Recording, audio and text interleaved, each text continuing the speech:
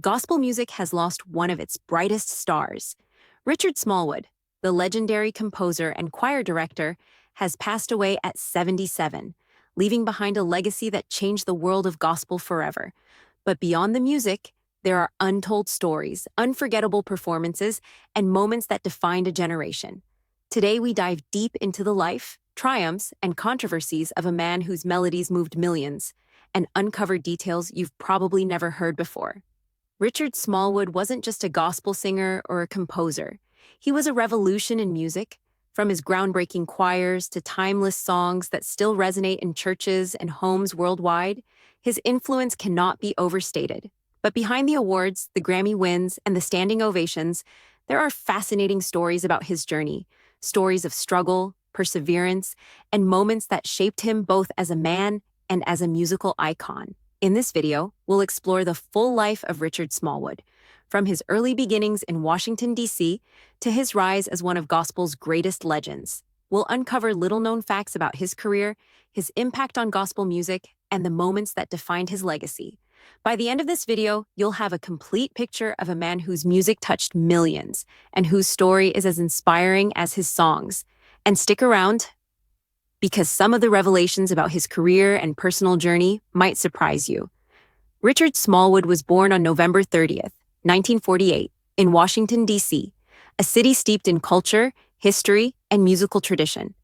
From a young age, he was surrounded by music.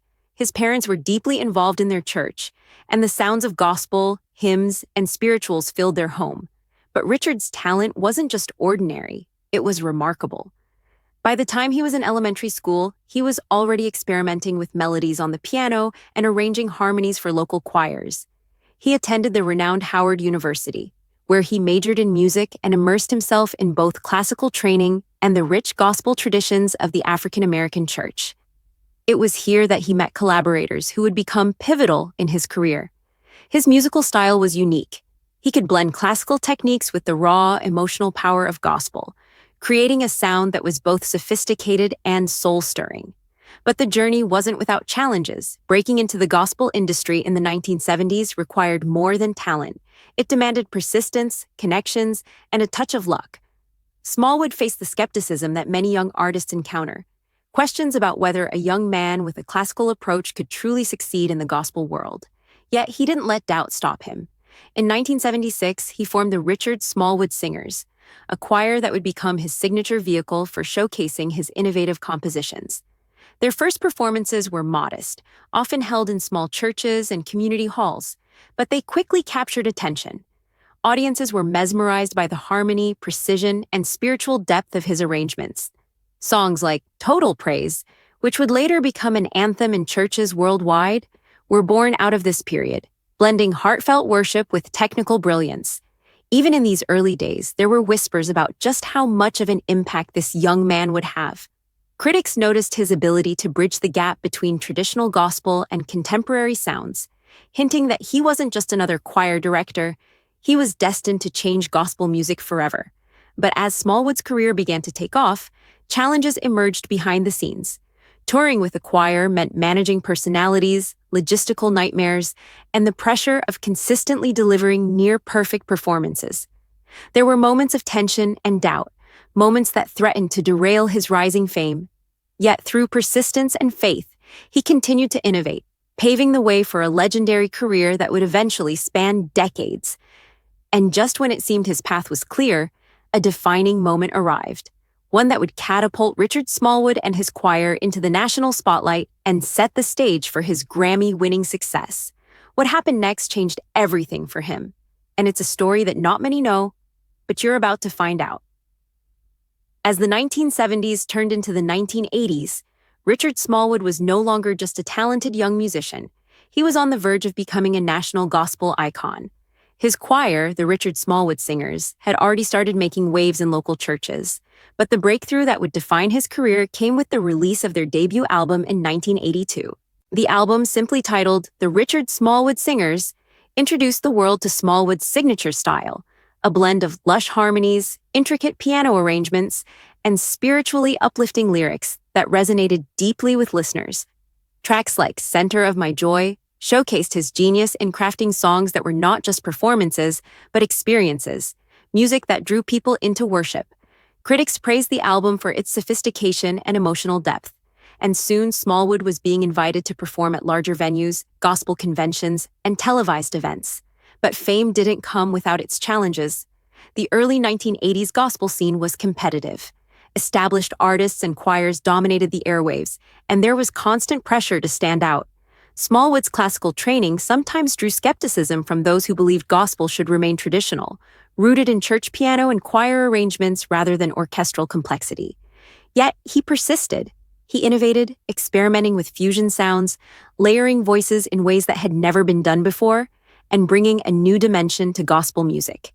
It was during this period that he composed what would become his most enduring masterpiece, Total Praise. Written in 1996, the song is a perfect reflection of Smallwood's ability to convey deep spiritual emotion while maintaining musical brilliance. From its soaring harmonies to its moving piano lines, Total Praise became more than a song. It became a universal anthem of faith, played in churches around the world, performed at graduations, weddings, and memorials, and even studied in music programs for its compositional genius. But even as his fame grew, Smallwood remained deeply committed to his faith and the communities that had nurtured him. He often returned to small churches, performing intimate concerts and mentoring young musicians who would later become gospel stars themselves. His humility and dedication earned him not only fans, but respect among peers, setting him apart in an industry where egos often clash. Yet behind the scenes, there were moments of tension. Managing a choir of talented singers is no small task, and Smallwood faced challenges keeping the group cohesive during long tours and recording sessions. Creative differences arose, schedules conflicted, and the pressure to maintain excellence was relentless. Fans rarely saw these struggles, but they were pivotal in shaping Smallwood's approach to leadership, teaching him patience, resilience, and the art of collaboration. By the late 1980s and early 1990s, Smallwood's work earned him multiple Dove Awards and nominations for Grammy Awards. Each accolade marked not just recognition of talent, but validation of years of dedication, countless late-night rehearsals, and sacrifices that often go unnoticed in the spotlight. It was during this period that Smallwood truly solidified his place as one of gospel music's greatest innovators, a composer who bridged traditional church sounds with contemporary influences, inspiring a new generation of worship music. And just when it seemed Smallwood had reached the pinnacle of his career, a series of unexpected events would challenge him in ways the public could never imagine. Personal trials, professional pressures, and the evolving music industry would force him to adapt, innovate, and confront the very core of his mission as an artist. What happened next would test his faith, his talent, and the very legacy he had built. And it's a chapter in his life few people know in detail. Behind every great artist, there are untold stories, moments of struggle, sacrifice, and personal challenge that shape not just their work, but their character. For Richard Smallwood, the journey to gospel greatness was no exception. While the world celebrated his musical genius, few knew about the personal trials that tested his faith and resilience. Smallwood's early rise to fame brought with it intense pressure. Leading a choir of talented singers is an enormous responsibility, and the demands of touring, recording, and composing could be overwhelming. There were times when exhaustion threatened to derail performances. Long days turned into late nights at the piano, perfecting arrangements down to the last note. Behind the scenes, disagreements arose over creative direction, song selections, and performance styles. Managing these conflicts while maintaining harmony, both musically and personally, was a challenge that required patience, leadership, and sometimes tough decisions. Family life added another layer of complexity. Smallwood, like many artists, had to balance personal responsibilities with the demands of a career that often took him away from home. Friends and close associates recall moments when he had to make difficult choices between touring commitments and family obligations. Yet, despite the pressures, Smallwood remained grounded in his faith, often attributing his perseverance to prayer and spiritual guidance. There were also moments of artistic risk. Smallwood didn't shy away from innovation, even when it meant challenging traditional gospel norms. Some critics questioned his blending of classical music with gospel, calling it too unconventional. Record labels sometimes pressured him to conform to popular trends, but Smallwood resisted, determined to remain authentic to his vision. These choices were risky.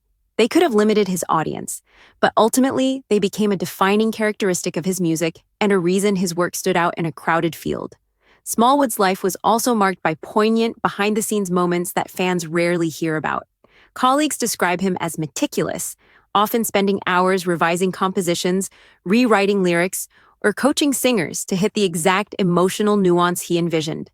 There are stories of late-night recording sessions where exhaustion gave way to breakthroughs, moments of magic where the choir and Smallwood found a sound that transcended the ordinary and touched the heart of anyone who heard it. Even in his personal spirituality, Smallwood experienced profound highs and lows. Like many devoted artists, he poured his heart into his music as a form of worship, but there were times of doubt, reflection, and questioning that fueled some of his most emotional compositions. Songs like I Love the Lord and Total Praise were not just musical creations, they were expressions of triumph over personal struggles, testimonies of faith refined through life's challenges. And yet, amidst all these trials, Smallwood never lost his sense of purpose. He continued to mentor young musicians, giving back to the community that had nurtured him. His influence extended far beyond the stage. He shaped the next generation of gospel artists, ensuring that the legacy of innovative, heartfelt gospel music would continue long after his final performance. But just when it seemed he had navigated all the challenges of fame, personal life, and musical innovation, the final chapter of his career brought new revelations. Health concerns, industry shifts, and moments of reflection forced Smallwood to confront the fragility of life, the impermanence of success, and the true meaning of his lifelong mission. What he did during this period not only defined the closing years of his career, but also cemented his lasting legacy in ways that few anticipated. And that story is next, a chapter that will truly reveal the depth of his impact on gospel music and on everyone who loved his work. As Richard Smallwood entered the later stages of his life and career, his influence on gospel music had already reached monumental heights. Yet, even as the applause continued and his songs became timeless anthems, Smallwood faced the realities of aging, health challenges, and the changing landscape of the music industry. In the 2000s and 2010s, Smallwood continued to compose, perform, and record. Albums such as Psalms, Hymns, and Spiritual Songs, and later works demonstrated that even decades into his career, his passion for innovation had not waned.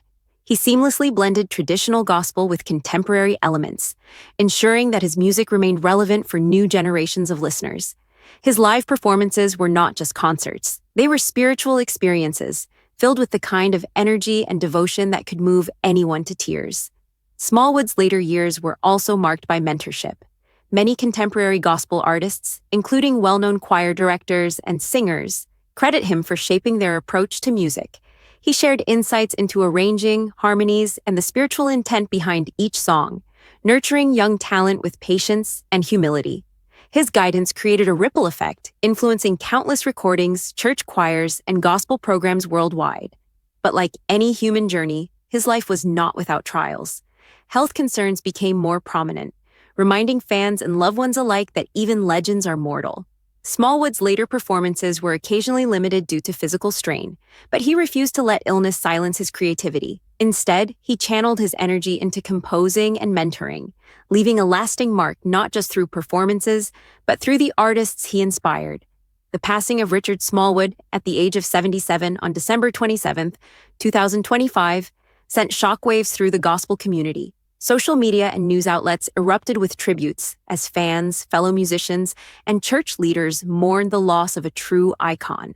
Messages poured in from around the world, celebrating his life, his faith, and the transformative power of his music.